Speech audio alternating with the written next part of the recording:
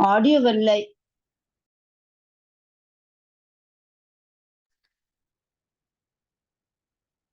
ஓம் கிருஷ்ணாய பரமாத்மனே நமஹ. சாங்கிய யோகத்துல 33வது ஸ்லோகம் வரைக்கும் நாம போன வகுப்புல பார்த்தோம்.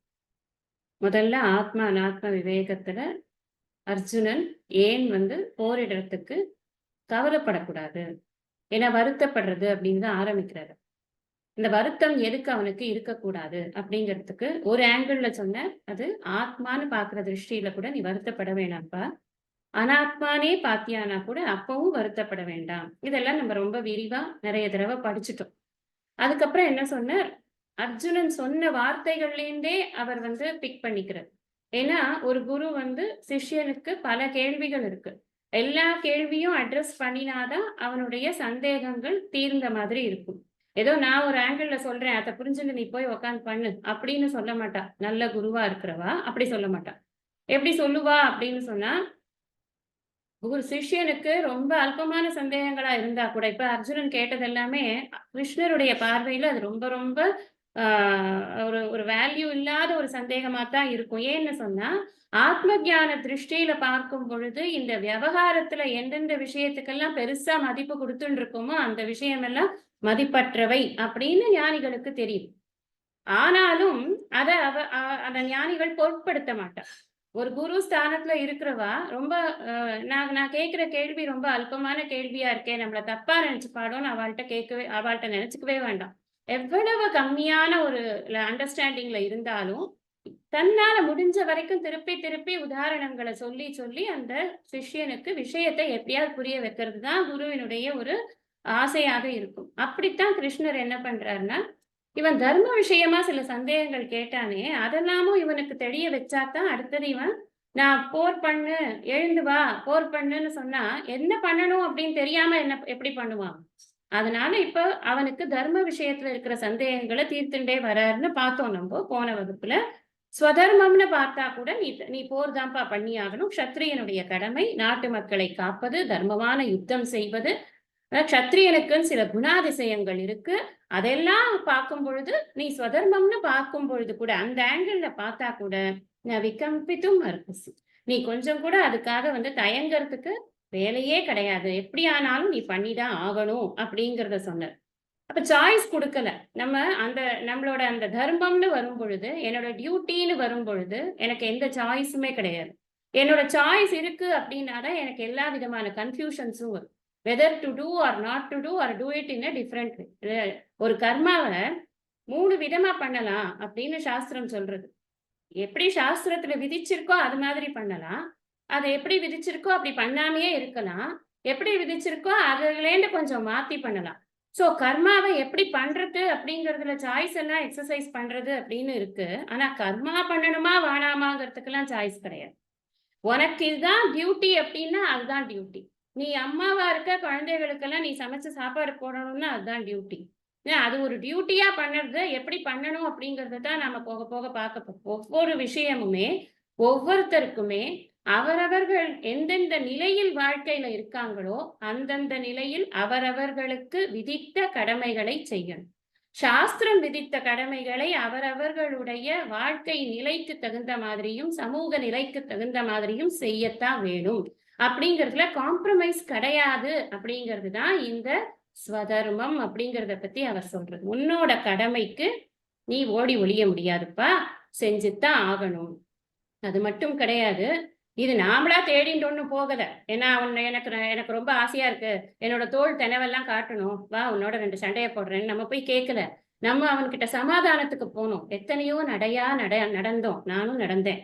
ஆனா அதனால கிடைக்கல. கிருஷ்ணர் சொல்றார், நான் கிடைக்கல. கிருஷ்ணர் சொல்றார், நானும் நடந்தேன். ஆனா அவன் ஒன்றும் வசியவே இல்லை. அதனால இது எதேச்சையா இது இது போர் பண்ணும் விதமா ஆகிட்டுது. அப்படி போர் பண்ணும் விதமா ஆனா கூட ஒரு விஷயம் இருக்கு. இந்த க்ஷத்ரியனுக்கு போர்க்களத்துல நாட்டு மக்களை காப்பதற்காக தர்மமான யுத்தம் ஒரு க்ஷத்ரியன் பண்ணும் பொழுது அவனுக்கு அதனால இறந்து போனா கூட ஸ்வர்க்கம் உண்டு அப்படின்னு இருக்கு. அப்ப ஸ்வர்க்க வாசல் திறந்து காத்துன்னு இருக்கு உனக்கு. எதிர்ச்சையா சோப பண்ணம் ஸ்வர்க்கத்வாரம் அபாவிருத்தம், ஸ்வர்க்கத்துடைய கதவுகள் திறந்து கிடக்கின்றன உனக்காக. இந்த எதேச்சையாக அமைந்த இந்த போரினால் சுகின க்ஷத்ரியா பார்த்த ரொம்ப பாக்கியசாலிகளான க்ஷத்திரியர்களுக்கு மட்டுமே பார்த்தா இது கிடைக்கும். அதனால நீ என்ன பண்ணி இதை லவக்குன்னு பிடிச்சுக்கோ. அதனால நீ கண்டிப்பா நீ வந்து இந்த போரை விட்டு விடாதே, இது உனக்கு நன்மையை தரும் அப்படின்னு. போர் ஏன் பண்ணணும்னு கேட்டான் இல்லையா? எதனால கேட்டான்? ஏன்னா என்னுடைய சம்பந்தி, என்னுடைய என்னுடைய மாமா, என்னுடைய பெரியப்பா, என்னுடைய புத்திரன் பௌத்திரன் இவர்களை எல்லாமா நான் போரிட்டு ஜெயிப்பது? இவர்களுக்காக நான் போரிட்டு எந்த ராஜ்யத்தை அடைவேனோ அந்த ராஜ்யம் வந்ததனால் எனக்கு சுகம் வருமா? இப்படி எல்லாம் கேட்டது யாருன்னா அர்ஜுனன் கேட்டான். ஆமா வரும். ஏன்னா நீ நியாயமா தர்மமா அவர்கள் உனக்கு தர வேண்டியதை தரல, அதைத்தான் நீ போரிட்டு வாங்கிக்கிற அப்படின்னு அவனுக்கு புரிய வைக்கிறார். இந்த இந்த இந்த போர் திணிக்கப்பட்டது அல்ல, இது எதேச்சையாக இது அமைந்து விட்டது. போரிட்டுத்தான் வெல்ல வேண்டும் என்று அமைந்து விட்டது.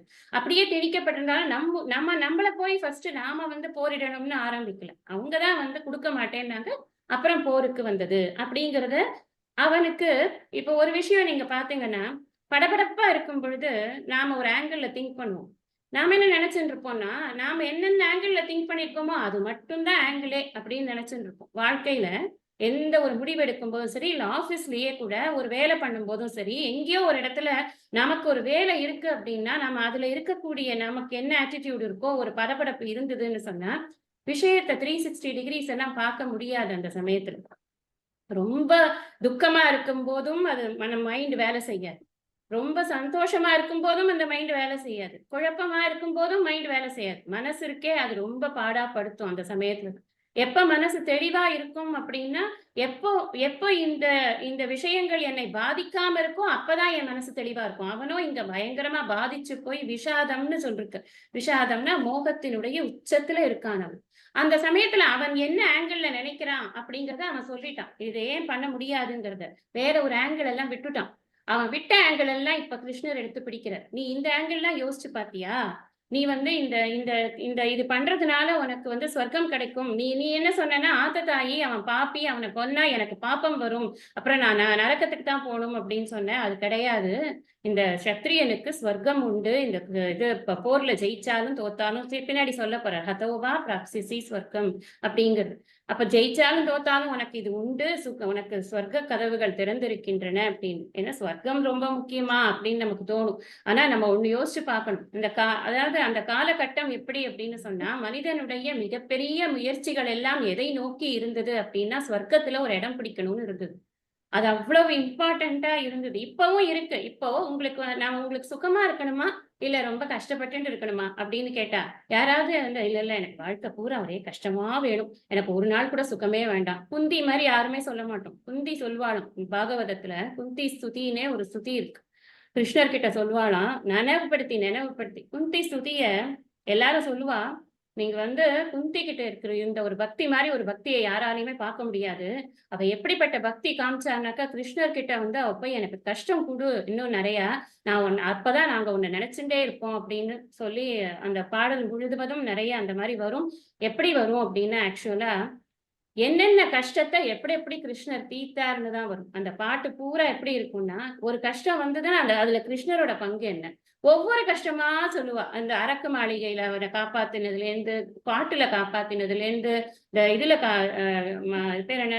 போர்க்களத்துல காப்பாத்தினதுலேருந்து, பீமனுக்கு இது குடுத்து விஷம் குடுத்து அவன் நாகலோகம் போனது. ஒரு ஒரு விஷயமா அப்படி ரிகலெக்ட் பண்ணி பண்ணி பண்ணி அந்த அந்த ஸ்துதி வந்து எனக்கு பர்சனலா எப்படி அது தோணும் அப்படின்னா, ஒருத்தருக்கு நன்றி சொல்றதுக்கு இத விட பெட்டர் இது இருக்காது. பிரசன்டேஷன் இருக்காது. ஒவ்வொருத்தையும் ஒரு சின்ன சின்ன விஷயத்த கூட விடாம அந்த கிருஷ்ணர வந்து நன்றியோட நெனச்சு நெனச்சு நெனச்சு அந்த குந்தி பேசினதுனால, நன்றி அப்படிங்கிறது அதுல ரொம்ப ஜாஸ்தி வரும். அப்படி நான் நன்றியோடயே எப்பவும் இருக்கணும். நன்றி மறப்பது நன்றன்று அப்படிங்கிறத அந்த அந்த ஸ்லோகங்கள் எல்லாம் படிக்கிறச்சே நமக்கு அது ஞாபகம் வரும். நன்றல்லது அன்றே மறப்பது நன்றுங்கிறது எதுக்குன்னா, இது டாமினேட் ஆச்சுன்னா நன்றல்லது அன்றே போயிடும் அப்படிங்கிறதையும் நாம அதுலேருந்து புரிஞ்சுக்கலாம். எதுக்கு நான் சொல்றேன் அப்படின்னா, யாருமே வந்து இந்த உலகத்துல கஷ்டம் வேணும்னு கேட்க மாட்டா. அது அவ கேட்டான்னா, அது வேற ஒரு கான்டெக்ஸ்ட் அது. அதையே வச்சுண்டு நம்ம கஷ்டத்த கேட்டிருக்கா, அதனால கஷ்டம் வேணும் அப்படின்னு கேட்கணும்னு அவசியம் கிடையாது. எல்லாரும் எதுக்கு வேலை பண்றோம்னா, சுகத்துக்கு தான் வேலை பண்றோம். யாருக்கு சுகம் வேண்டாம்? எதுக்காக இப்போ ஒரு 1/2 மணி நேரம் 1 மணி நேரம் உட்கார்ந்து இந்த விஷயங்களை கேட்கிறோம்? சுகமா இருக்கு, அதனாலதான் கேட்கிறோம். சுகம் இல்லைன்னா கேட்க முடியாது நம்மளால. ஒரு சின்ன விஷயம் கூட அப்படித்தான். நம்மளுக்கு பிடிச்சதுனாதான் நம்மளால பண்ண முடியும். மனிதர்கள் பொதுவாக எப்பொழுதும் சுகத்தை தான் விரும்புகிறார்கள். சாஸ்திரம் சுகத்தின் உச்சமாக இருக்கக்கூடிய இடமா சொர்க்கத்தை சொல்றது. நம்ம பார்த்தது இல்ல. பார்த்தா நாம இங்க இருக்க முடியாது. அப்ப நான் வந்து பார்க்காத ஒரு இடத்த எங்கேருந்து நான் வந்து அது சுகம்னு புரிஞ்சுக்கிறேன்னா எனக்கு வேதங்கள் சொல்றது, சாஸ்திரம் சொல்றது, அறிஞர்கள் சொல்றாங்க, அருளாளர்கள் எடுத்து சொல்றாங்க சொர்க்கம் இப்படி இருக்கு அப்படின்னு. அப்போ அந்த உச்சபட்ச சுகம் எனக்கு வேணுங்கிறது மனுஷனுக்கு எல்லாருக்கும் இயற்கையாக இருக்கக்கூடிய ஆசை. அதனால அந்த ஆசைங்கிறது தவறு கிடையாது. அதனாலதான் சொல்றேன், நம்ம எப்படி இந்த பிரதம மல்ல நியாயம் பார்த்தோமா இல்லையா? உங்களுக்கு ஞாபகம் இருக்கும். எது உச்சபட்ச பயம்? மரணம். அதே மாதிரி எது உச்சபட்ச சுகம் அப்படின்னா லௌகீகமாக, நல்லா புரிஞ்சுக்கோங்க, லௌகீகமான இந்த உலக விவகாரத்தில் இன் அவர் ரிலேட்டிவ் பிளேன் ஸ்வர்க்கம் இஸ் த பெஸ்ட். ஆனா ஆத்மாவை தெரிஞ்சின்றவனுக்கு சுகம் அப்படிங்கிற ஒரு தனி விஷயம் தேவையில்லை. அவனே சுகஸ்வரூபம் தான் அப்படின்னு புரிஞ்சுண்டு இந்த ஜீவன் முக்தனா இருக்கக்கூடியவன், அதாவது ஆத்மாவை நன்றாக தெரிந்து வைத்துக் கொண்டிருக்கிறவன், அந்த அறிவை பெற்றவன் இருக்கான்ல, அவனுக்கு தனியா ஒரு பொருள் சுகத்தை கொடுக்காது. ஆனால் அந்த ப்ராசஸ்ல இருக்கிற எல்லாருக்குமே சுகம் அப்படிங்கிறது ஒரு ஸ்டேட்டஸ் தான். அந்த ஸ்டேட்டஸ பொதுவான அனைத்து மக்களுக்குமே எது சுகம் தரும், சுகம் தரக்கூடிய இடம்னா ஸ்வர்க்கம் தான். அதனாலதான் கிருஷ்ணர் ஃபர்ஸ்ட் என்ன சொல்றார், உனக்கு ஸ்வர்க்கம் உண்டு. அதனால நீ வந்து என்ன பண்ணு, சொர்க்கம் கிடைக்காதோன்னுலாம் நினைச்சுக்காத. உனக்கு மாத்திரம் இல்ல, அவன் தனக்காக மட்டும் கேட்கல. இங்க போரிட்டு இது பண்ண இறந்து போகக்கூடியவர்கள் எல்லாரும் நரகத்துக்கு போவாளே. ஏன் நரகத்துக்கு போவான்னு கேட்டான். யாருக்குமே பிண்டம் போடுறதுக்கு கூட லுப்த பிண்டோதகராக அப்படின்னு சொன்னானே, அப்படி யாருக்குமே பிண்டம் போட கூட ஆள் இருக்க மாட்டா, அவள நரகத்துக்கு போயிடுவான்னு சொன்னான். அப்ப இவர் சொல்றார், அப்படிலாம் இல்ல, அவன் வந்து போர்க்களத்துக்கு வந்துட்டானாலே அவன் செத்தா கூட அவனுக்கு சொர்க்கம் தான் உண்டு அப்படின்னு சொல்றாரா இல்லையா? அத சொன்னார். அடுத்தது என்ன சொன்னார், சரி இன்னொரு ஆங்கிள் சொல்றேன். ஒருவேளை நீ இதை பண்ண மாட்டேன்னு சொல்றேன்னு வச்சுக்கோ, ஏன் உனக்கு 2 பிரச்சனை வரும். ஒண்ணு, உனக்கு பாபம் வரும்.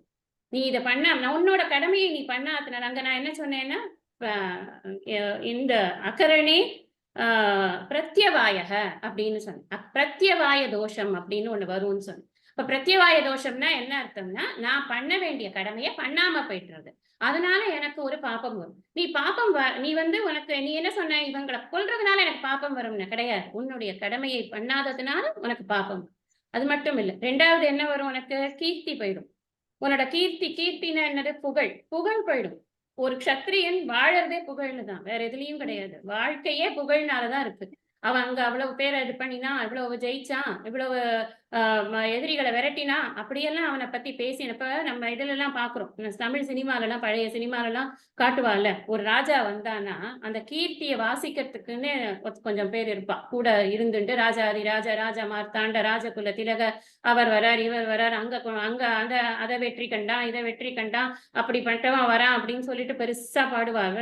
ராஜராஜ சோழனோட மெய்கீர்த்தின்னு பேர். அது பேர் மெய்கீர்த்தினா, அவன் அந்த ராஜாவினோட உடலால், அந்த பலத்தால் அவன் செய்த பராக்கிரம செயல்களை பற்றி சொல்வது அந்த மெய்கீர்த்திங்கிறது. அந்த மெய்கீர்த்தியை சொல்லும் போதுதான் அவனுக்கு விறுவிறுன்னு ஏறும். அப்படி செல்லுன்னு ஒரு நடைய நடந்துன்னு வந்து ராஜ நடன்னு சொல்றோமே, அந்த நட வரணும்னா அவனுக்கு உற்சாகம் ஏத்தணும். எப்ப பார்த்தாலும் பக்கத்துல உட்காந்து. சோ கீர்த்தி ரொம்ப முக்கியம் அப்படின்னு தெரியுது நமக்கு. அதுல இருந்து கீர்த்தி இருந்தது, கீர்த்தியை சொல்லத்தான் கீர்த்தி, புகழதான் வேணும். நமக்கெல்லாம் வேண்டாமா? எல்லாருக்குமே வேணும். ஏதோ ஒரு லெவல்ல இருந்துட்டேதான் இருக்கும். யாராவது ஒருத்தர் நீங்க ரொம்ப நல்லா கோலம் போடுறீங்க, நீங்க ரொம்ப நல்லா சமைக்கிறீங்கன்னு சொன்னேன், அதெல்லாம் என்கிட்ட சொல்லாதீங்க, எனக்கு அதெல்லாம் பிடிக்காது. யாராவது சொல்லுவோமா அந்த மாதிரி? சொல்ல மாட்டோம். தேங்க்யூ. என்ன குறைஞ்சா போயிட அதுல? அப்படிலாம் ஒண்ணும் கிடையாது. கீர்த்தி அப்படியே இது ஃபிளெக்ஸ் வச்சு நீதான் ரொம்ப நல்லா பண்றேன்னு சொல்லணும்னு அவசியம் இல்லை. ஒரு சின்ன பாராட்டு யாரா இருந்தாலும் அவர்களுக்கு மனசுல ஒரு சந்தோஷத்தை கொடுக்கும். அப்போ ஒரு ராஜாவா இருக்கக்கூடியவன் அதுலயேதான் அவனுக்கு டானிக்கா இருக்கு அப்படின்னு சொன்னா, அவனுக்கு கீர்த்தி போயிடும்னு சொன்னா பயப்படுவானா இல்லையா? பயப்படுவான்.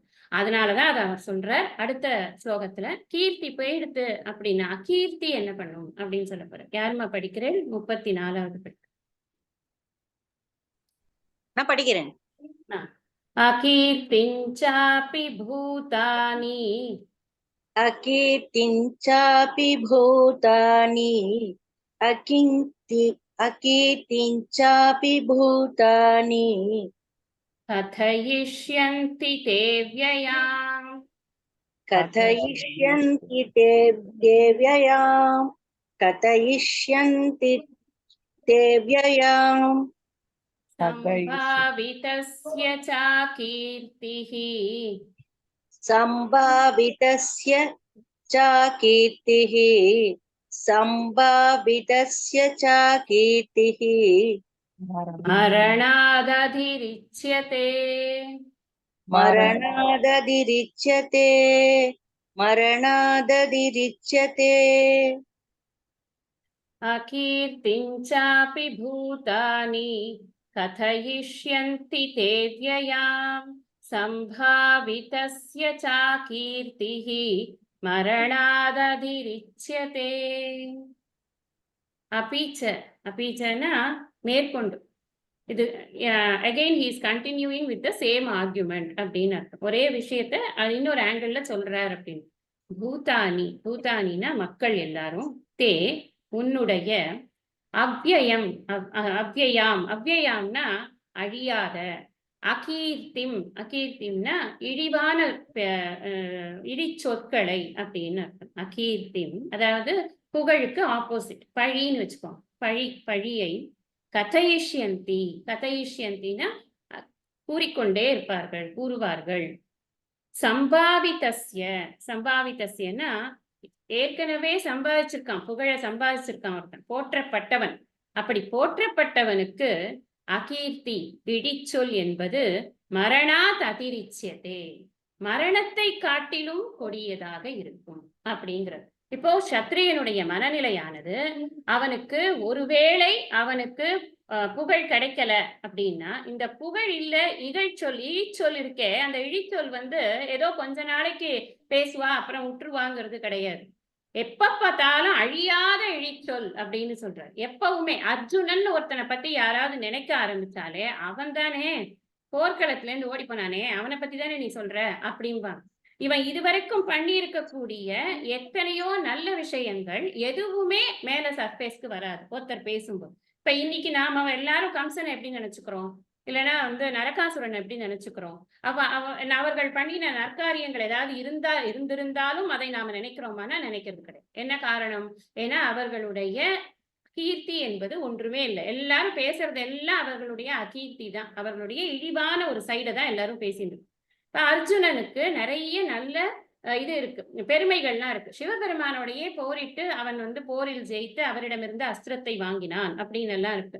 நிறைய விஷயங்கள் அர்ஜுனனோட ஸ்டோரின்னு எடுத்துட்டா அவனோட ஸ்டோரியில நிறைய பெருமைப்பட வேண்டிய விஷயங்கள் ஏகப்பட்டது இருக்கு. அவனுடைய குணங்களும் நல்ல குணங்களா இருக்கு. ஆனா அதெல்லாம் யாரும் பேச மாட்டா. பூதானினா இந்த ஊர் மக்கள் எல்லோரும், பொதுவா மக்கள் எல்லோரும் எதை பத்தி நன்னா பேசுவா அப்படின்னா நெகட்டிவ் விஷயங்கள் தான் நன்னா ஸ்ப்ரெட் ஆகும். நீங்க யோசிச்சு பார்த்தா தெரியும், ஒரு மனுஷனை பத்தி நல்ல விஷயங்கள் எவ்வளவு ஸ்ப்ரெட் ஆகுதோ அதை விட நெகட்டிவா இருக்கிறது நல்லா ஸ்ப்ரெட் ஆகும். நீங்க இப்ப இந்த இதுல எல்லாம் பார்த்தீங்கன்னா சோசியல் மீடியால எல்லாம் எதெல்லாம் தேவையே இல்லையோ அதெல்லாம் எல்லாரும் பார்ப்பான். எதெல்லாம் ரொம்ப ரொம்ப அவசியமோ அதெல்லாம் ரொம்ப ஹேண்ட்ஃபுல் ஆஃப் பீப்புள் தான் பார்ப்பான். அதுக்கு என்ன காரணம்? ஏன்னா அதை அட்ராக்ட் பண்றது. அப்போ இந்த மாதிரி இப்ப இந்த இழிச்சொற்கள் எல்லாரையும் கூப்பிட்டு ஒருத்தன் சொன்னா ஒருத்தன் சொன்னா இன்னொருத்தன் அப்படின்னு அது பாஸ் ஆன் பண்ணிட்டே போயிட்டு இருக்கும். அப்படி போயிட்டே இருக்க அகீர்த்திங்கிறது பெருகி போயிடும். அவ்யயாம் அப்படிங்கிறது, அவ்யயாம்னா என்ன? அழியவே அழியாதப்பா. நீ உன்னு அறிவோம். யாரோ ஒருத்தர் ஆன் பண்ணிருக்குன்னு நினைக்கிறேன். மைக் கொஞ்சம் பார்த்து ஆஃப் பண்ணிக்கிறேனா?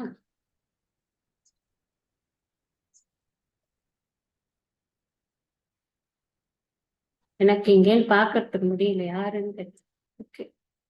சரி, அந்த அகீர்த்தி அப்படிங்கிறது ரொம்ப ஃபாஸ்டா ஸ்ப்ரெட் ஆகும் அப்படிங்கிறவர். அது மட்டும் இல்ல, அது யாருக்கு கஷ்டம் கொடுக்கும் அப்படின்னா, ஏற்கனவே புகழை அடைந்தவன் ஒருவன் இருக்கிறான் இல்லையா, அவனுக்கு அந்த புகழ் இல்லாம இகழ்ச்சியை ஊரே பேசுறது அப்படிங்கிறது அதை விட அவன் செத்தே போனான் அப்படிங்கிற எண்ணத்துக்கு அவனுக்கு வந்துடும். இப்ப இங்க என்ன பண்றார் கிருஷ்ணர்னா, கிட்டத்தட்ட ஒரு பயமுறுத்துற. முதல்ல நல்ல விஷயங்கள் எல்லாம் சொல்லிட்டே வந்த இவன் கேட்க மாட்டான் அப்படின்னு தெரிஞ்சதுன்னா இவனுக்கு பயத்தை காமிச்சுதான் இவனை அடிபணிய வைக்கணும், வேற வழி கிடையாது. ஏன்னா இவன் இங்கேருந்து இறங்கி ஓடுறதுக்கு தான் ரெடியா இருக்கான். இன்னும் இவன் எழுந்துக்கவே இல்லை. இனிமே திருப்பி அடுத்தடுத்ததுல ஸ்லோகத்துலதான் சொல்ல போறாரு உத்திஷ்ட அப்படின்னு. அப்பனா இன்னும் எழுந்துக்காமையே உட்காந்துட்டே இருக்கான். என்ன சொன்னாலும் பேசாம கல்லூரி மங்க நாட்டம் உட்காண்டே இருந்தான்னா என்ன அர்த்தம்? அப்ப இவனுக்கு அடுத்தடுத்தது வேற வேற ட்ரீட்மெண்ட் கொடுக்குற. முதல்ல நல்ல விதமா சொல்லி பாக்குறாரு. அப்புறம் சொல்றார், உனக்கு பயமுறுத்துற மாதிரி பேசுறாரு. ஒண்ணு, இந்த க்ஷத்திரியனுக்கு புகழ்ங்கிறது ரொம்ப முக்கியம். உனக்கு புகழ் போயிடும். புகழ் போறதோட இல்லப்பா, உன்னோட இகழ்ச்சி ஊரெல்லாம் போய் எல்லாரும் பேசுறாப்புல ஆயிடும். செயற்பாலதோறும் அரணே ஒருவர்க்கு உயர்பாலதோறும் பழி அப்படின்னு வள்ளுவர் சொல்றார். இதுல அரண் வலியுறுத்தல். அப்ப அது எல்லாருக்கும் பொருந்தும். அது அரசனுக்கும் பொருந்தும், அது இல்லறத்தானுக்கும் பொருந்தும். அதனாலதான் பாயிரத்துல வந்திருக்கு. அப்ப நமக்கு என்ன தெரியறது அப்படின்னா, பழிச்சொல்லுக்கு ஆளாகுவது என்பது தவறு அப்படின்னு நமக்கு தெரியறதா இல்லையா? இப்ப பழிங்கிறது ஒரு நாள் 2 நாள் பழி கிடையாது. ஒரு யுகம் 2 யுகம் இல்ல. இந்த உலகம் இருக்கும் வரைக்கும் உனக்கு இந்த பழிச்சொல் என்பது இருந்து கொண்டேதான் இருக்கும் அப்படின்னு சொல்றார். இதுல ஒரு சுவாமிஜி ஒரு குறளை இதுக்கு இது பண்ணுவார், கோட் பண்ணுவார். அது என்னன்னா, எனைத்திட்பம் எய்திய கண்ணும் வினைத்திட்பம் வேண்டாரை வேண்டாது உலகு அப்படின்னு. அது இது என்னன்னா, என்ன அவன் பெரிய பெருமை பண்ணியிருந்தா என்ன, எவ்வளவு பெரிய ஆளாத்தான் இருந்தா என்ன, அவனுக்கு வினை திட்பம் இல்லைன்னா, அதாவது வினை திட்பம்னா என்ன, ஒரு செயல் செய்வதற்காக வந்துவிட்டு அந்த செயலை செய்து முடிக்க வேண்டும் என்ற ஊக்கமும் உற்சாகமும் அவனுக்கு இருக்கணும். அப்படி இல்லைன்னா அவனை எப்படி இந்த உலகம் மதிக்கும்? இந்த உலகம் பார்க்கிற பார்வை எப்படி இருக்கும் அப்படின்னா, அவன் போர்ல ஓடி போனவன்பா, அவனுக்கு நின்று போரிட திராணி கட்டவன். ஏற்கனவே இங்க அவ திட்டுறாரே கிருஷ்ணரே, நீ என்ன கிளைபியம் மாஸ்மகமஸ் பார்த்த அப்படின்னு கேட்டாரா? எப்படிப்பா அவனுக்கு இந்த பேடித்தனம் வந்தது? நீ எப்பேற்பட்ட வீரனா இருக்க, நீ இப்படியா பேடித்தனமா பேசுவ அப்படின்னு முதல்ல திட்டுறதுலதான் ஆரம்பிச்சு, இங்கேயும் அதே தான் சொல்றது. அடுத்ததுல பார்க்கலாம். 35 யாருமா படிக்கிறேன்? யாரு பேர் சொல்லுங்க? ஜெயபத்மா. ஜெயபத்மா படிங்க. भयात्रणातु परतम् भयात्रणाधु भरतम् भयात्रणाधु परतम् मंस्यन्ते त्वां महारथाः मंस्यन्ते त्वां महारथाः मंस्यन्ते त्वां महारथाः येषां च त्वं बहुमतो येषां च त्वं बहुमतो येषां च त्वं बहुमतो भूत्वा यास्यसि लाघवम् भूत्वा यास्यसि लाघवम् भूत्वा यास्यसि लाघवम् भयात्रणाधु परतं मंस्यन्ते त्वां महारथाः येषां च त्वं बहुमतो भूत्वा यास्यसि लाघवम्. இந்த அகீர்த்தி என்ன ஆகும் அப்படிங்கிறத சொன்னார். மத்தவா என்ன பேசுவாங்கிறத சொல்றார். என்ன பேசுவா அப்படின்னா, பயாத்து ரணாத்து உபரதம், பயத்தினால, ரணாத்துன்னா ரணபூமி, போர் பூமி இருக்கே, இந்த போரிலிருந்து உபரதம்னா வித்ரா பண்ணிட்டான், பின்வாங்கியவன் அப்படின்னு. மம்சியந்தேனா அப்படின்னு நினைச்சுப்பாங்க எல்லாரும். யாராவது அர்ஜுனன் ரொம்ப அன்பே வடிவானவன் பாவன், அவனுக்கு பாவம் மற்றவாளுக்கெல்லாம் இது அம்பு பட்டு ரத்தம் வந்துருமேன்னு அவனுக்கு ரொம்ப வருத்தம், அவள்லாம் போயிடுவாளே, செத்து போயிடுவாளேன்னு அவனுக்கு ரொம்ப வருத்தம். அந்த மனசு தாங்க முடியாம அன்பின் மிகுதியால அவன் இந்த போர்க்களத்தை விட்டு அந்தாண்ட போயிட்டான் அப்படின்னு பேசுவாளா என்ன? எல்லாம் பேச மாட்டாப்பா, அப்படின்லாம் நினைச்சுக்காத. நீ வந்திருக்கிறது சண்டை போடுற பூமி. இங்க இருக்கிறவன் ஒவ்வொருத்தரும் தோல் தெனவெடுத்துட்டு நிக்கிறான். எப்படா ஒரு அம்பு வரும், நாமளும் எப்படா 10 அம்பு அதுக்கு போடுவோன்னுட்டு அவன் கஷ்டப்பட்டு ஒரு அஸ்திரமும் சஸ்திரமும் கத்துண்டு அதுக்கு எல்லாத்துக்கும் இங்கதான் அவன் அதை இது பண்ணி பார்க்க போறான். அவன் தனக்கு தெரிஞ்ச வித்தையெல்லாம் இங்கதான் காட்ட போறான். அவன் எல்லாம் ரொம்ப ரெடியா உட்கார்ந்துட்டு இருக்கான். நீ என்னடானா இப்ப நீ நான் இது ஐயோ என்னால போரெல்லாம் பண்ண முடியாது, நான் போறேன் என்ன அர்த்தம் அதுக்கு? நீ போறத பத்தி இல்ல. அவன் என்ன பேசுவான் தெரியுமா? பயத்துல ஓடி போயிட்டான் அவன் இங்க இருக்கிற மகாரத்தர்களை எல்லாம் பார்த்து அவனுக்கு ஒரு பயம் பிடிச்சு போச்சு அப்படின்னு சொல்லி எல்லாரும் பேசுவான். மம்சியந்தேனா அவர் நினைத்துக் கொள்வார்கள். அவர்கள் நினைத்துக் கொள்வதோடு இல்லாம யாருக்கெல்லாம் நீ பகுமதகனா ரொம்ப மதிப்புக்குரியவனாக பகுமானமா இருக்கான் இப்படி சொல்வாளா இல்லையா? ஒரு கேஷுவல் இது டாக்லயே வரும். அந்த பகுமானமா இருக்கிற அப்படின்னா என்னன்னா ரொம்ப மதிப்பு மரியாதையா இருக்கிறதுன்னு. பகுமதக அப்படின்னா யாருக்கெல்லாம் இவன் ரொம்ப மதிப்பு வாய்ந்தவனாக இருந்தான். அந்த கடைக்கோடி சோல்ஜர் ஒருத்தன் இருப்பான், அவனுக்கு அர்ஜுனனை எப்படியாவது ஒரு ஒரு கிளான்ஸ் பாத்திர மாட்டாமான்னு இருக்கும். நீங்க இப்படி யோசிச்சு பாருங்க. அவன் வந்து எவ்வளவு ஒரு புகழ்மிக்க வீரனாக இருக்கிறான். இந்த எதிர் சைடுல இருக்கான். அவனுக்கு எதிரியா இருந்தா கூட ஒரு சாதாரண கேவல்ரியில லாஸ்ட்ல இருப்பான் ஒருத்தன். அவனுக்கு தெரிஞ்சிருக்கும் இவனோட வீரத்தை பத்தி எல்லாம். அந்த அர்ஜுனன்கிறவரை ஒரு தடவை கண்ணாலையாவது பாத்துடணும். அவர் அம்பு போட்டு நான் செத்தா கூட பரவாயில்ல. அப்படிலாம் நினைச்சிட்டு கூட சில பேர் வந்திருப்பா இல்லையா? ஆனா இந்த மாதிரி உனக்கு உண்மையில அவ்வளவு பெருமையா வச்சுட்டு இருக்கக்கூடியவர்கள் எல்லாரும் பகுமதக பூத்வா அவர்கள் அப்படி இருந்து விட்டு அவர்களுடைய மனசுல நீ அவ்வளவு பெரிய இடத்தை விருந்து விட்டு. அர்ஜுனன் யாரு தெரியுமா? அந்த இதுல தண்ணியில வந்து இந்த மீனோட பிரதிபிம்பம் தெரிஞ்சதுப்பா. அதை பார்த்துட்டு அவன் கண்ணுல வந்து அவன் ஆரோ அடிச்சிருக்கான்னா அவனுக்கு எப்பேற்பட்ட ஒரு இது இருக்கணும். இப்படி எல்லாம் பேசிக்கொண்டு வந்திருப்பார்கள் இல்லையா? அவ்வளவு ஒரு பெரிய பெருமையை உன்னை பற்றி பேசிக்கொண்டு வந்திருப்பார்கள். இப்ப நீ அவங்க மனசுல எப்படி ஆயிடுவ தெரியுமா? லாகவம். லாகவம்னா ரொம்ப அல்பமாயிடும், சின்ன சிறுமையை அடைவாய். எப்பேற்பட்ட இது பண்ணிட்டு அப்ப அவர்கள் எல்லோரும் இவனுடைய உண்மை நிலை, இவனுக்கு ஏன் வந்து இந்த எண்ணம் வந்தது, இவனுக்கு உண்மையிலேயே இவன் மனசுல என்ன போராட்டம் இருக்குன்னு வெளியில தெரியாது. எதுக்கு சொல்லணும்? சொல்ல வேண்டிய அவசியம் இல்லை. இவன் எங்கேன்னு கிளம்பிட்டான்னா என்ன நடக்கும்? நம்ம இப்படி யோசிச்சு பார்ப்போம். இவன் எங்கேன்னு கிளம்பிட்டான்னா அடுத்தது யுதிஷ்டன் பின்னாடியே என்ன ஆச்சுன்னு கேட்கறதுக்கு இவன் வேற வழியே இல்லை. கிருஷ்ணர் வந்து வண்டியை ஓட்டிட்டு இப்படி வந்துட்டாருன்னா அப்புறம் யுதிஷ்டர் வருவான், அப்புறம் பீமசேனன் வருவான், அப்புறம் நகுல சகாதேவன் எல்லாரும் வந்துருவாளே. அப்புறம் எல்லாரும் போயிடுவானே. போயிட்டதுக்கு அப்புறம் இங்க என்ன யார் இருக்கா போரிடுறதுக்கு? இவர்களை வச்சுதான் இந்த போரே வந்து கட்டமைக்கப்பட்டிருக்கு இந்த சைடுல ஆட்களுக்கு. அப்புறம் இவங்க எல்லாரும் போயாச்சு அப்படின்னு சொன்னா எல்லார் முன்னாடியும் எவ்வளவு சிறுமையை அடைவான். அது மட்டும் இல்ல, அவர்கள் அப்படி இவங்க போயிட்டதுக்கு அப்புறம் அவங்க ஊருக்கு போயிட்டு என்னெல்லாம் பேசுவாங்க, எவ்வளவு துஷ்பிரச்சாரங்கள் நடக்கும், எவ்வளவு கேவலமான வார்த்தைகள்லாம் பேசப்படும் பின்னாடி, அதையும் சொல்லுவாரு. இப்ப என்ன பேசுவான்னா பயந்தாங்குழின்னு ஃபர்ஸ்ட் பேசுறது பயந்தாங்குழின்னு பேசுவான். இவ்வளவு பெரிய போரை பார்த்துட்டும் பயந்துட்டு போயிட்டான் இவன். அவன் முன்னாடி எல்லாம் இவன் வந்து ஏதோ சிவபெருமானெல்லாம் வந்து போரிட்டு வென்றானா, அதெல்லாம் சும்மா டூப்பு போல இருக்கு. நம்ம எல்லாம் யாரும் பார்க்கவே இல்லைல்ல, சும்மா இவங்களா அடிச்சு விடுறாங்க கதை அப்படின்னு. இப்ப நம்ம இதுல எல்லாம் பாக்குறோமே ரீல்ஸ் அப்படின்னு ஒண்ணு வருது. இட்ஸ் ஃபுல் ஆஃப் ரீல் தான் அது. என்ன நிஜமா என்னெல்லாம் நடக்காதோ அதெல்லாம் அப்படி ஏதோ காமிச்சுட்டு இருப்பா, பொழுதுபோக்கின்னு இருக்காங்க, அவ்வளவுதான். அந்த மாதிரி அது என்ன உண்மையா ஆக ஆக முடியாதோ அந்த விஷயத்தெல்லாம் இப்ப நமக்கு சோசியல் மீடியா காமிக்கிறது. நிறைய விஷயம் அந்த மாதிரிதான் காமிக்கிறது. It's is not at all practical. அப்படிலாம் காமிச்சுட்டு இருக்கு. அப்ப மக்கள் அப்படி பேசுவாங்க. அவன் சும்மா அவன் ஏதோ கதைப்பாவன் அந்த மாதிரி எல்லாம் 4 பேருக்கு காசை கொடுத்து இப்படி எல்லாம் வந்து பேசக்கூட வச்சிருக்கலாம் ஒரு வேலைக்கு அப்படின்னு அவனை பத்தி மறுபடியும் அவன் இது யாரெல்லாம் புகழ்ந்தார்களோ அவர்கள் எல்லோரும் இகழறதுக்கு ஆரம்பிப்பாங்க. அந்த இகழ்ச்சியும் அவ்யயாம் அப்படின்னு சொல்லிட்டாரு முன்னாடி ஸ்லோகத்துல. அது வந்து அழியவே அழியாது, அப்படியே இருந்துட்டு இருக்கும் அப்படின்னு. அடுத்தது சொல்ல போற 36 பார்க்கலாம். யாருமா படிக்கிறேன்?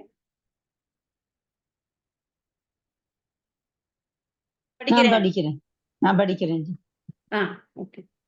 அவாச்யவாதாம்ஸ்ச பகூன். அவாச்யவாதாம்ஸ்ச பகூன். அவாச்யவாதாம்ஸ்ச பகூன். வதிஷ்யந்தி தவாஹிதாஹ. வதிஷ்யந்தி தவாஹிதாஹ. வதிஷ்யந்தி தவாஹிதாஹ. நிந்தந்தஸ்தவ சாமர்த்யம். நிந்தந்தஸ்தவ சாமர்த்யம். நிந்தந்தஸ்தவ சாமர்த்யம். ததோ துக்கதரம் நு கிம். ததோ துக்கதரம் நு கிம். ததோ துக்கதரம் நு கிம். அவாச்யவாதாம்ஸ்ச பகூன் வதிஷ்யந்தி தவாஹிதாஹ. நிந்தந்தஸ்தவ சாமர்த்யம் ததோ துக்கதரம் நு கிம்.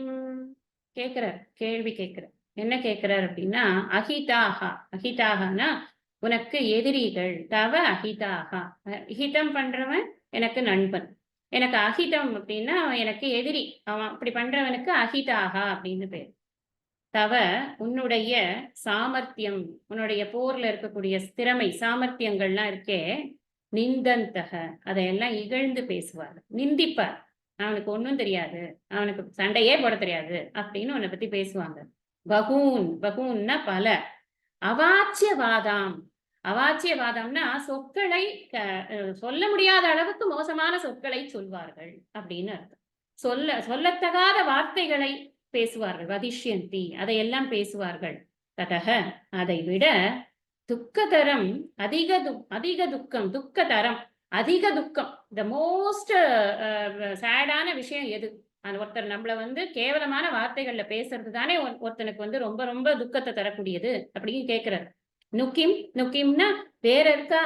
அதை விட வந்து ரொம்ப துக்கத்தை தரக்கூடிய விஷயம் வேற இருக்காப்பா, நீயே சொல் அப்படிங்கிறது தான் இங்க கேள்வி. அதாவது உன்னுடைய எதிரிகள் உன்னோட சாமர்த்தியத்தை இகழ்ந்து சொல்லத்தகாத வார்த்தைகளால் உன்னை பற்றி மற்றவர்களிடம் பேசுவார்கள். அதை விட துக்கமான விஷயம் ஒருவனுக்கு இருக்கிறதா, அதை சொல்லு அப்படின்னு கேட்குறது. இப்ப எல்லாம் பயமுறுத்துறது. எப்படி பயமுறுத்துறார்? ஊரே உன்னை ஏசும் அப்படின்னு சொன்னா ஒருத்தனுக்கு பயம் வருமா வராதா? நிச்சயம் அவனுக்கு வந்து கொஞ்சம் யோசிப்பான். அவன் எதுக்காக இந்த காரணத்தெல்லாம் ஒரு காரியத்தெல்லாம் பண்றான்னா, ஊரெல்லாம் புகழணும்னு ஒரு காரியத்தையே பண்றோம். அப்ப நீ இதை பண்ணாம இருக்கிறச்சே உனக்கு ஊரெல்லாம் ஏச்சு பேச்சு வரும் அப்படின்னு சொன்னா என்ன ஆகும்? அப்ப அவனுக்கு ஒரு பயம் வரும். முக்கியமா சொல்லத்தகாத வார்த்தைகளை சொல்வார்கள் அப்படின்னு சொல்றார். அது ஒரு விஷயம் பார்க்கணும். இன்னொரு விஷயம் வந்து அஹிதாகா அப்படிங்கிறத பார்க்கணும். இங்க அஹிதாகானா யாருன்னு சங்கராச்சாரியார் சொல்றாருன்னா, அஹிதாகாங்கிறது இவனுக்கு துரியோதனாதிகள் தான் முதல் எதிரி. இப்ப அவர்கள் எல்லாம் தான் இங்க வந்து சண்டைக்கு நிக்கிறாங்க. இப்ப இவன் போறான்னா, நான் முன்னாடி சொன்ன மாதிரி, போன ஸ்லோகத்துல சொன்ன மாதிரி, இவன் ஒருத்தனா போவான். இவன் போனா இவன் பின்னாடி என்னப்பா ஆச்சுன்னு கேட்டுட்டு யுதிஷ்டர் போவார். அதுக்கு பின்னாடி எல்லா பஞ்ச பாண்டவர்களும் போனாச்சுன்னா, இந்த துரியோதனாதிகள் வந்து என்ன வந்து பேசுவாங்க? அவர்கள் வந்து பேசக்கூடிய சொற்கள் எப்படி இருக்கும்? சும்மா சாதாரணமாவே அவர்கள் கிட்ட நல்ல வார்த்தைகள் கிடையாது. பொறாமையினால் பீடிக்கப்பட்டவன் அந்த துரியோதனன். அழுக்காராமை அப்படிங்கிறதுக்கு மொத்த உருவமா அவன் தான். அழுக்காராமை இல்ல, அழுக்காருக்கு மொத்த உருவமா அவனைத்தான் வந்து சாஸ்திரத்துல ஒரு எடுத்துக்காட்டாவே நம்ம பார்க்கிறோம். அப்படி இருக்கக்கூடியவன் ஏற்கனவே பொறாமைப்பட்டு கொண்டிருக்கிறான். ஏற்கனவே அவனுக்கு இவர்களுடைய வெற்றியும் இவர்களுடைய தெய்வ சகாயங்களும் அவனால் சகித்துக் கொள்ள முடியவில்லை. அப்படி இருக்கக்கூடிய அந்த துரியோதனனுக்கு இப்ப இன்னும் என்ன ஜாஸ்தி ஆகும் அப்படின்னா, இவனை பார்த்தா கேவலமா தோணும். எல்லாம் நல்ல இஷ்டத்துக்கு அவன் மத்தவங்க கிட்ட வந்து பேசுவான். முக்கியமா ஒரு விஷயம் பார்க்கணும். நம்ம முதல்ல சொன்னோம். இந்த பூமியை ஜெயிப்பதுதான் சத்திரியனுடைய தர்மம். அந்த பூமியை எதுக்கு ஜெயிக்கிறது அப்படின்னு சொன்னா, மக்களுக்கு, பிரஜைகளுக்கு நன்மை உண்டாகும் பொருட்டு அப்படின்னு. இப்ப நமக்கு தோணும், இங்க வந்து என்ன பிரஜைகளுக்கு நன்மை உண்டாகாம இருக்கு, அதனால இவன் வந்து இங்க போர் பண்றான் அப்படின்னு. ஈவன் மைன்யூட் டீடைல்ஸ் நம்ம டவுட்ஸ் இல்லாம கிளியர் பண்ணிக்கணும். அதுக்காக சொல்றேன். இந்த துரியோதனன் ரொம்ப சிறந்த அட்மினிஸ்ட்ரேட்டர்னு காமிக்கிறான் இதுல மகாபாரதம். ஆனாலும் அவனுக்கு மக்களிடம் செல்வாக்கு கிடையாது. என்ன காரணம் அப்படின்னு சொன்னா, அந்த நாள்ல மக்கள் இப்ப மாதிரி ஃப்ரீ பீஸ்க்கு அலையறவா கிடையாது. எனக்கு நீ எத்தனை ஃப்ரீ கொடுப்ப, நான் எனக்கு டெய்லி கூட எனக்கு எல்லா சாப்பாடும் ஃப்ரீயா டெய்லி வந்து ஸ்விக்கி கூட ஆர்டர் பண்ணாம எனக்கு வந்துட்டுனா நான் சந்தோஷமா இருப்பேன், உனக்கு தான் ஓட்டு, அப்படி சொல்றவா கிடையாது. உழைத்து சாப்பிடக்கூடிய மக்கள். ஆனா அப்போ தர்மத்துக்கு தான் வந்து பிராதானியம். தர்மமே இல்லாம தர்மமான முறையில இந்த ராஜ்யத்தை இந்த துரியோதனன் அடையவில்லை. இதுதான் மக்களுடைய வருத்தம். தர்மமா இந்த ராஜ்யத்துல பாண்டவர்களுக்கு பங்கு உண்டு, அந்த பங்கை அவன் கொடுக்கவில்லை. அப்போ அதர்மத்தின் பக்கம் நிற்கக்கூடிய இந்த ராஜா மேல எந்த மக்களுக்கும் திருப்தி இல்லை. இந்த விஷயத்தை கிளாரிஃபை பண்ணிக்கணும் மைண்ட்ல. என்ன காரணம் அப்படின்னா, இந்த மக்களுக்காகத்தான் இந்த போர். அதை நாம நல்லா புரிஞ்சுக்கணும். இந்த மக்களுக்கு இந்த ராஜ்யத்துல இஷ்டம் இல்லை.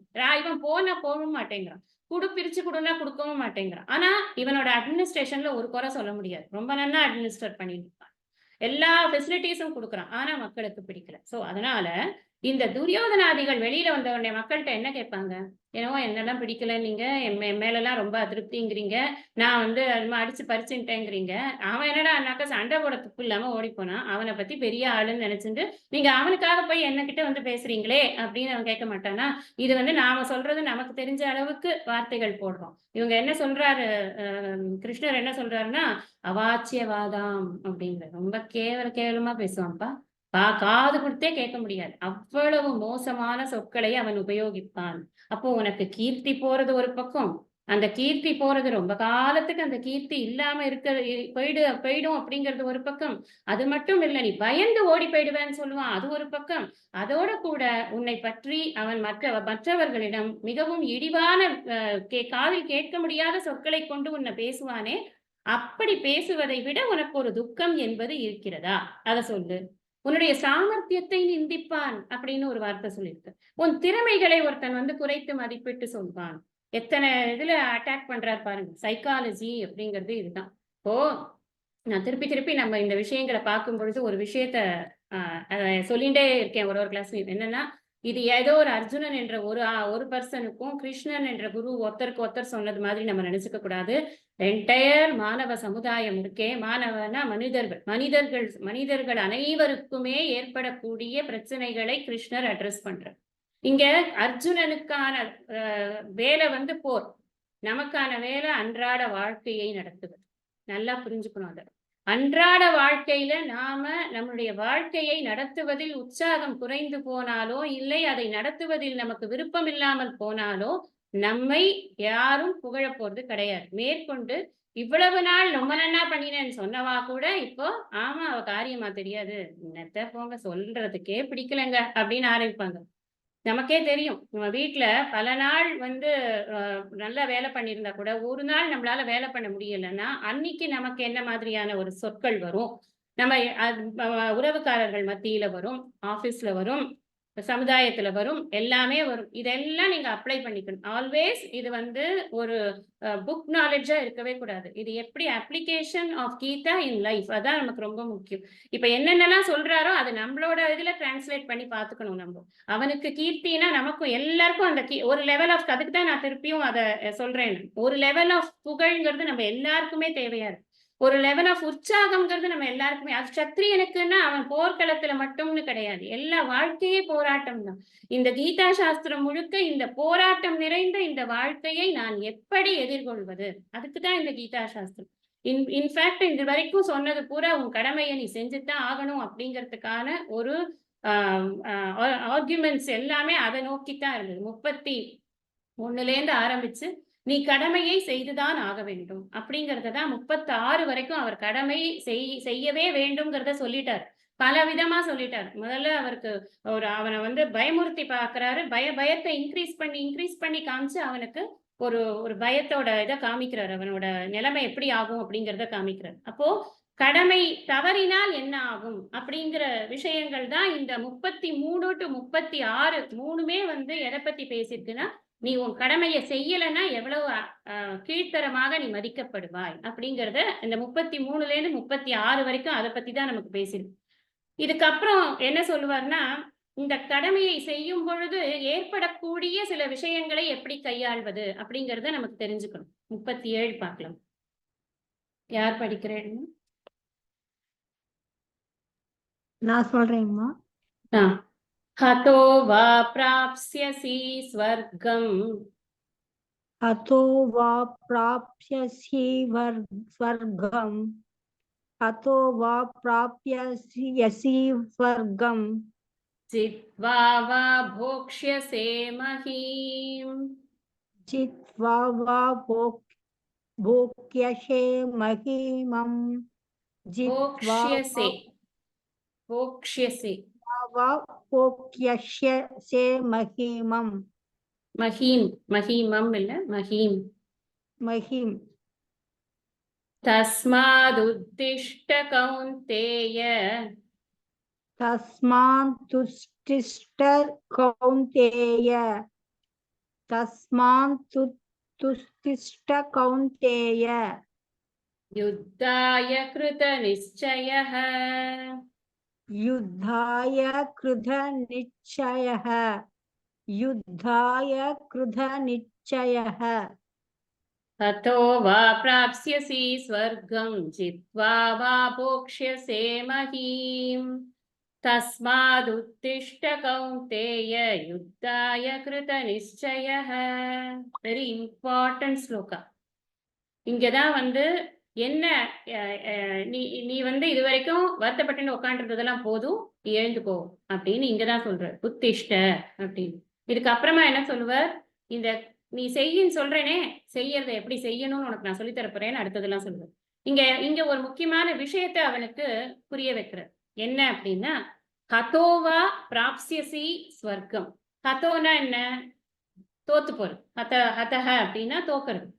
தோத்து போயிட்டேன்னு வச்சுக்கோயேன், உனக்கு ஸ்வர்க்கம் கிடைக்கும். முன்னாடியே நாம என்ன சொன்னேன் நானு, ஒரு க்ஷத்ரியன் போரில் வந்து நியாயமான தர்மமான பிரஜைகளுக்காக காப்பாற்றுவதற்காக ஒரு போரை செய்கிறான் அப்படின்னு சொன்னா அந்த போரில் அவனுக்கு ஸ்வர்க்கம் நிச்சயம் அப்படின்னு சாஸ்திரம் சொல்லியிருக்குன்னு சொல்லியிருக்கு. அப்போ அவன் ஜெயிச்சாதானே சொர்க்கம் கிடைக்கும். சொர்க்கம் இஸ் ரிவார்டு இல்லையா அப்படின்னு நமக்கு தோணும் இல்லையா, சொர்க்கம் இஸ் ரிவார்டு அப்படின்னு. ஆனா இங்க அவனுடைய செயல் தான் அவனுக்கு ரிவார்டு. இங்கதான் நமக்கு இங்கேருந்து தான் ஆரம்பிக்குது. செயல் தான் எல்லாமே. செயலோட பலனுக்கும் செயலுக்கும் ஒரு சம்பந்தமும் கிடையாது. பலனுக்கும் ரிவார்டுக்கும் ஒரு சம்பந்தமும் கிடையாது அப்படிங்கிறது இங்கேருந்தே ஆரம்பிக்கும். ஹதோவா, நீ வந்து தோக்கறேன்னா கூட உனக்கு பிராக்சியசி ஸ்வர்க்கம் உனக்கு கிடைச்சிரும்பா. ஸ்வர்க்கம் இஸ் டிஃபைனைட் ஃபார் யூ. அடுத்தது என்ன சொல்றாரு, ஜெயிச்சனா அப்படின்னு. அப்ப ஜித்வாவா போக்ஷியசே மகிம். போக்ஷியசேனா நீ இந்த மகிம்னா இந்த பூமி, இந்த பூமியை நீ ஆளலாம். உனக்கு பூமி வந்து போகத்துக்கு கிடைக்கிறது. ராஜாக்கு என்னென்னலாம் கிடைக்கும், நம்ம இதெல்லாம் ஹோம்ஒர்க் நமக்கு தெரியும். நல்லா இப்ப இருக்கிற சோகால்டு வெரி ரிச் பீப்புள் என்னென்னலாம் அனுபவிக்கிறாரோ அது மாதிரி லட்சம் டயத்துக்கு ராஜாக்கு கிடைக்கும் அப்படின்னு நிறைய புராணங்கள்ல அதுல இதுல எல்லாம் பாக்குறோம். அவர்களுடைய மெத்தையிலேருந்து ஆரம்பிச்சு அவர்களோட ரூம் டெக்கரேஷன்ல இருந்து ஆரம்பிச்சு ஏகப்பட்ட விஷயங்களை நம்ம இதுல எல்லாம் பாக்குறோம். அப்போ அவ்வளவு ஒரு போகம் இருக்கு அவனுக்கு, அது உனக்கு கிடைக்கும். அது மாத்திரம் இல்ல, அந்த ராஜ்யத்தை ஆளக்கூடிய ஒரு பவர் கிடைக்கிறது. பவரே ஒரு போகம் தான் அவனுக்கு. அப்படி எல்லாமே கிடைக்கிறது, என்டையர் ராஜ்யமே உனக்கு கிடைக்கிறது. ஜித்வாவா, உனக்கு ஜெயிச்சனா இது உனக்கு லாஸே கிடையாதுப்பா. ரெண்டு வகையிலையும் வின் வின் சிச்சுவேஷன் காமிக்கிறாரு. ஒருவேளை நீ தோத்து போயிட்டனா நீ ஸ்வர்க்கத்துக்கு போவ, ஒருவேளை நீ ஜெயிச்சுட்டனா நீ இந்த ராஜ்யத்தை ஆள போற. இது ரெண்டுமே லாபம் தான். ஆதிசங்கரர் சொல்றார், இந்த ரெண்டு சிச்சுவேஷனுமே லாபம் தான் அவனுக்கு. ஏன்னா இவன் முன்னாடி 6வது இதுல ஸ்லோகத்துல கேட்டான், செய்தத் வித்ம கதரன்னோ கரியகோ எத்வா ஜெயேமே எதிவா நோ ஜெயேயுகு அப்படின்னு சொன்ன. இப்ப யாரு ஜெயிப்பான்னு தெரியாதுன்னு பயப்படாத, நீ தோத்தாலும் உனக்கு சொர்க்கம் இருக்கே, உனக்கு என்ன பிரச்சனை? இப்போ அங்கேயும் நீ ராஜபோகமா இருக்கலாம், ஜெயிச்சுட்டனா இங்க ராஜாவா இருக்கலாம், அவ்வளவுதான். உனக்கு எப்படி இருந்தாலும் ரெண்டுமே லாபம் தான். நீ ராஜசங்கரர் சொல்றார், ஒண்ணு நான் சாவேன், இல்லைன்னா இவனை சாவடிப்பேன். அந்த தீர்மானத்தோட நீ எழுந்து வந்து போரிடுவன். இப்ப நான் வந்து அழுதுட்டு உட்காந்து இருக்கிறதுல ஒரு பிரயோஜனமும் இல்லை. ஐ cannot do அப்படின்னு சொல்றதுல ஒன்றும் கிடையாது. ஹவு பெஸ்ட், வாட் நெக்ஸ்ட், அதான் சுவாமிஜி அடிக்கடி சொல்லுவார். எப்படி பண்றது, அடுத்த வேலையை பார்த்துட்டு போயிட்டே இருக்கணும். அதையே வச்சு முடங்கிட்டு உட்காந்து இருக்க கூடாது. You should not put yourself into guilt. எப்பவுமே அது பண்ணவே கூடாது அப்படின்பது.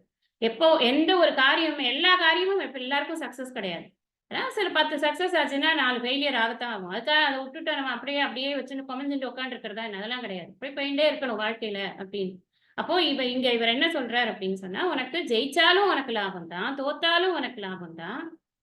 ஆனா நீ எப்படி பண்ணணும் அப்படிங்கறதுலதான் அந்த டெக்னிக் தான் உனக்கு தெரியணும். வேற ஒன்னும் தெரியணும்ன்ற அவசியம் இல்லை. ஜெயிச்சாலும் உனக்கு இந்த மண்ணுலகம் கிடைக்கும். தஸ்மாத், அதனால யுத்தாயனா யுத்தம் செய்வதற்காக, கிருத நிச்சய அதை நிச்சயம் செய்தவனாக, உத்திஷ்ட எழுவாயாக அப்படின்னு அர்த்தம். இங்க யுத்தம் நீ எழுந்து போ அப்படின்னு சொன்னா எழுந்துரு, நம்ம வந்து கிளம்பி ரத்தத்துல இருந்து இறங்கி போயிடலாம் வீட்டுக்கு அப்படின்னும் அர்த்தமாகுமா இல்லையா? அதனாலதான் யுத்தாய கிருத நிச்சயம், யுத்தம் செய்வதாக நீ நிச்சயம் செய்து கொண்டு. அந்த யுத்தாய கிருத நிச்சய அப்படின்னு சொல்லும் பொழுது அந்த யுத்தத்தினால் உனக்கு ஏற்படக்கூடிய பலன் எதுவாக இருந்தாலும் அது உனக்கு நன்மையே தரும்.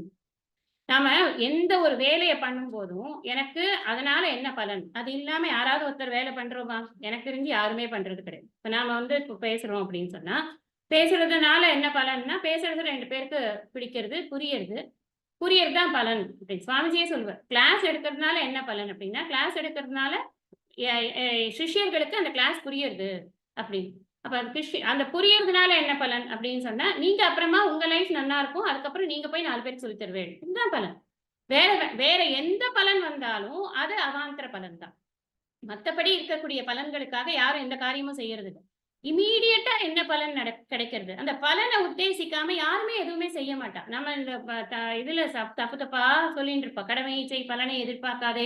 அதுக்கெல்லாம் வந்து கொடுக்கக்கூடிய விளக்கங்கள் எல்லாம் வந்து இஷ்டத்துக்கு கொடுக்க கூடாது. இவர் தயானந்த சரஸ்வதி சுவாமிஜி அழகா சொல்லுவார், இந்த உலகத்துல பிரயோஜனத்தை உத்தேசிக்காம யாரும் எந்த காரியமும் பண்றது கிடையாது. ஈவன் நாம வந்து தந்த தாவத்தகன் ஒரு சின்ன பல் தேய்க்கிறதுனா கூட பல்லு வந்து கிளீன் ஆகணும்னு நினைக்காமையா தேய்ப்போம் நம்ம. சோ பலன் இல்லாம எந்த காரியம் நடக்கிறது? பலன்ல என்ன ஆட்டிடியூட் வைக்கணும், that is what is more important. இப்ப நமக்கு போக போக நம்ம என்ன படிக்க போறோம் அப்படின்னு சொன்னா, இந்த ஆட்டிடியூட் என்ன இருக்கணும், ஒவ்வொரு செயலுக்கும் பின்னால என்ன ஆட்டிடியூட். ஒவ்வொரு செயலுக்குன்னா ஒரு செயலா சொல்லல, ஒரு செயல்னா அதுக்கு பின்னாடி என்ன ஆட்டிடியூட், அதுதான் நாம இப்ப வந்து இதுக்கப்புறம் கிருஷ்ணர் வந்து அந்த விஷயத்தை தான் எடுத்து சொல்ல போறோம். அதனால இப்ப வந்து யுத்தம் செய்யறது அப்படிங்கிறது அர்ஜுனனோட ஆங்கிள் பார்க்க போனா அது வந்து அதர்மம்னு அவன் நினைச்சு கொண்டிருக்கான். ஆனா கிருஷ்ணர் சொல்றார் அதுதான் உனக்கு தர்மம். உனக்கு எது அதர்மம் தெரியுமா? நீ யுத்தம் பண்ணாம யுத்தத்திலிருந்து விலகி போனியானா அதர்மம். இன் லைஃப் பார்லன்ஸ் நம்மளோட லைஃப்ல நமக்கு வரக்கூடிய ஒரு கடமைகளையும் நான் செய்ய மாட்டேன்னு நினைச்சோம்னா அது அதர்மம். நான் செய்யணும்னு நினைக்கணும், அதுதான் தர்மம். இதுதான் தர்ம விவேக திருஷ்டியில பார்த்தாலும் கூட என்னுடைய கடமையை நான் செய்துதான் ஆக வேண்டும். இந்த இடத்துல நாம எல்லாரும் அவங்களுக்கு என்னென்ன கடமை இருக்கோ அதெல்லாம் ஃபில்அப் பண்ணிக்கோங்க. நாமளா வந்து இதை விட்டுடணும், நம்ம எனக்கு இப்ப பிடிக்கவே இல்லை, நான் இதுல இருந்து வித்ட்ரா பண்றேன் அப்படின்னு எல்லாம் நாம எந்த சூழ்நிலையிலையும் எந்த இடத்துலயும் சொல்லறதுக்கு நமக்கு ரைட்ஸே கிடையாது. கொடுத்திருக்கிற வேலையை நாம பண்ணணும். அழகா சொல்லுவார் சுவாமிஜி, ஒரு சாப்பாடு தான் நீங்க சமைக்கணும் அப்படின்னா கூட சாப்பாடு தான்னு நான் சொல்லக்கூடாது. ஆக்சுவலா சாப்பாடு ரொம்ப இம்பார்ட்டன்ட். என்ன சுவாமிஜி சொல்ற ஆங்கிளே அது ரொம்ப பியூட்டிஃபுல்லான ஆங்கிள். என்னன்னா அழுத்துக்காம நீ அதை பண்ணணும். என்னமோ நான் தான் தினமும் இதை பண்ணி தொலைக்க வேண்டியிருக்கேன் அப்படின்னு பண்ணியானா உன்னோட அலுப்பு சாப்பிடுறவன் வரைக்கும் அது எக்ஸ்டெண்ட் ஆகும். அவனோட வயிற்று வரைக்கும் அந்த அலுப்பு போயும். ஏன்னா இதெல்லாம் வந்து கண்ணுக்கு தெரியாம நம்ம வந்து இது டிரான்ஸ்பர் ஆகும். நம்ம மூட் எப்படி இருக்கோ அது சாப்பாட்டுல ரிஃப்ளெக்ட் ஆகும். அதனாலதான் என்ன பண்றது, சாப்பாடை சமைக்கிறதையே வந்து நாமா சொல்லிண்டே சமைக்கணும் அப்படின்னு சொல்றதுக்கு என்ன காரணம், நமக்கு எத்தனையோ மன கிளேசங்கள் இருக்கும். அந்த கிளேசங்கள் எல்லாம் வெளியில தெரியாது, அந்த சாப்பாட்டுக்குள்ள வந்துடக்கூடாது அப்படிங்கிறதுக்காகவே ஒரு நாமநாமத்தை சொல்லிண்டே சமைக்கிறது. என்ன நாமம் பிடிச்சிருக்கோம், எந்த நாமம் பிடிச்சிருக்கோ நாமா சொல்லிண்டே சமைச்சோம் அப்படின்னு சொன்னா அந்த சாப்பாடும் பியூரிஃபை ஆகுது, சாப்பிடுறவனுக்கும் அது ஒரு பிரசாதமா மாறிடுது. அப்ப பிரசாதமா மாறும்போது அந்த பிரசாதம் அவனுக்கு பண்ணக்கூடியது நிச்சயமாக நன்மையா தான் இருக்கும். நான் எனக்கு பிடிச்சு பண்றேனோ பிடிக்காம பண்றேனோ அந்த வேலையினுடைய பலன் இன்னொருத்தர் அடையும் போது அது அவனை அஃபெக்டே பண்ணாது. எனக்குமே அந்த மாதிரி பண்ணும் பொழுது என்னுடைய மனசுல அந்த பாரம்ங்கிறது இருக்காது. என்கிட்டயே எல்லா வேலையும் போடுறாங்களே, நானே எல்லாம் பண்ண வேண்டியிருக்கேன் அப்படிங்கிற ஒரு அலுப்பு அப்படிங்கிறது நமக்கு ஒரு நாளும் இருக்கவே இருக்காது. இங்க அர்ஜுனனுக்கு அலுப்புனால அவன் பண்ண மாட்டேன்னு சொல்லல. நாம ஏன் இந்த விஷயங்களை வந்து நம்ம லௌகீகமான வாழ்க்கையில நமக்கு ஏற்படக்கூடிய விஷயங்களோட சேர்த்து சிந்திக்கிறோம். அதனால இந்த உதாரணம் சொல்லப்பட்டது. அர்ஜுனனுக்கு வேற நிறைய காரணங்களை வைத்துக்கொண்டு அவன் வெளியில ஏறணும்னு பாக்குறான். அது ஏறுவது என்பது தப்பு. உன்னுடைய தர்மம், சத்திரியனுடைய தர்மம், அவ்வளவுதான். உன் தர்மத்தை நீ பண்ணாம இருக்க முடியாது.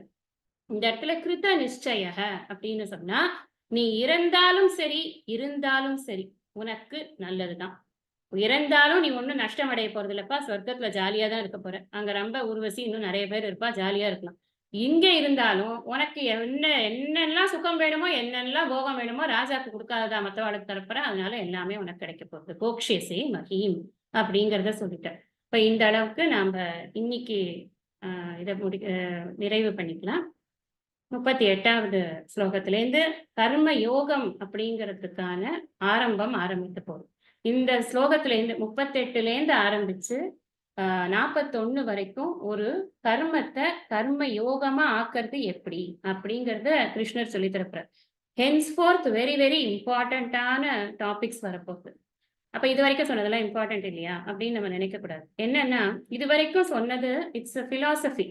இந்த பிலாசபி அதாவது அப் டு 30 அது வரைக்குமே பிலாசபி தான். பிலாசபின்னா தத்துவத்தை சொல்லியிருக்கு. அந்த ஆழமான அந்த தத்துவம் நம்ம மனசுல இருக்கணும் அப்படின்னு சொன்னா அந்த தத்துவத்தை தெரிஞ்சின்ற உடனே நாம இந்த உலகத்தை விட்டு போக முடியாது. ஏன்னா அதுக்கப்புறமும் நமக்கு இந்த உலக வாழ்க்கை இருக்கு. தத்துவத்தை தெரிந்து கொண்டவன் உலக வாழ்க்கையை எப்படி ஹேண்டில் செய்வது, அதுதானே நமக்கு எல்லாருக்கும் ஒரு ப்ராப்ளமா இருக்கு. எனக்கு தெரியறது நான் தான் ஆத்மா, எனக்கு நல்லா தெரியாது. ஆத்மா எதுலையும் பட்டுக்காது, அது அசங்கமா இருக்கு, அது சர்வகதமா இருக்கு, அதை வந்து யாரும் அழிக்க முடியாது, அதை யாரும் வெட்ட முடியாது, எல்லாம் எனக்கு தெரியறது. ஆனா தினமும் என்னை சொற்களால் குத்துபவர்கள் இருக்கிறார்களே, தினமும் என்னை சீண்டுபவர்கள்லாம் இருக்கிறார்களே, தினமும் எனக்கு வருத்தம் தரக்கூடிய நிகழ்வுகள் இருக்கிறதே, எனக்கு சந்தோஷம் தரக்கூடியதும் இருக்கிறதே. ஆனா சந்தோஷத்தை நம்ம ரெக்கக்னைஸ் பண்ண மாட்டோம், வருத்தத்தை தான் அதிகமா ரெக்கக்னைஸ் பண்ணுவோம். கோபம் வருதே, இப்படி எல்லாம் இருக்கே, இதெல்லாம் நான் எப்படி ஹேண்டில் பண்றது? ஆனால் அதெல்லாம் நான் இந்த உடம்பு மனசு புத்திங்கிற ஆங்கிள் தானே ஹேண்டில் பண்ணி ஆகணும். நான் எப்ப பார்த்தாலும் நான் ஆத்மா, நான் பிரம்மம், அதனால நான் பேசவே மாட்டேன், நான் பேசாம இருப்பேன் சொன்னா அது நடக்குமா? காரியமாகுமா? நான் இந்த உலகத்துல இருக்கிற வரைக்கும் என் காரியங்களை பார்த்துதானே ஆகணும். இதெல்லாம் நம்ம மனசுல எல்லாருக்கும் இருக்கிற கேள்விகள். அப்ப philosophy will not answer that. Philosophy சொல்லியாச்சு இதுதான் அப்படின்னு, அதுல மாற்றம் கிடையாது. அதை தெரிஞ்சு கொண்டவன் எப்படி இந்த உலகத்தை ஹேண்டில் பண்றது, அதான் ரொம்ப முக்கியம். அர்ஜுனனுக்கு இந்த காரியங்கள் அவன் செய்யணும்னு மட்டும் கிருஷ்ணர் இதுவரைக்கும் யுத்தாயன்னு சொல்றாரே, இதுக்கப்புறமா தான் அந்த யுத்தத்தினுடைய ஒவ்வொரு யுத்தம் அப்படிங்கிறத ஒரு ரீசனா வச்சுண்டு ஒவ்வொரு இடத்துலயும் அவனுடைய மனம் எப்படியெல்லாம் திங்க் பண்ணுமோ அதுக்கு தகுந்த மாதிரி அவனுக்கு டெக்னிக்ஸ் சொல்லி கொடுக்குற. அதான் இங்க விஷயம். இதுக்கப்புறம் சொல்லி கொடுக்கறது பூரா எப்படி வந்து லைஃபை ஹேண்டில் பண்றது. வெரி இன்ட்ரெஸ்டிங்கான விஷயம். ஏன்னா எல்லா விஷயமும் நம்மளோட வாழ்க்கையில எப்பவும் நடந்து கொண்டே இருக்கக்கூடியதாகவே இருக்கும். கிருஷ்ணர் சொல்றது எல்லாத்தையும் அழகா ரிலேட் பண்ணிக்க முடியும். இந்த அளவுல இன்னைக்கு வகுப்பை நாம பூர்த்தி பண்ணிக்கலாம். யாராவது மகாத்மியம் படிக்கிறீங்களாமா? பாரதி சொல்லட்டுமாங்கம்மா?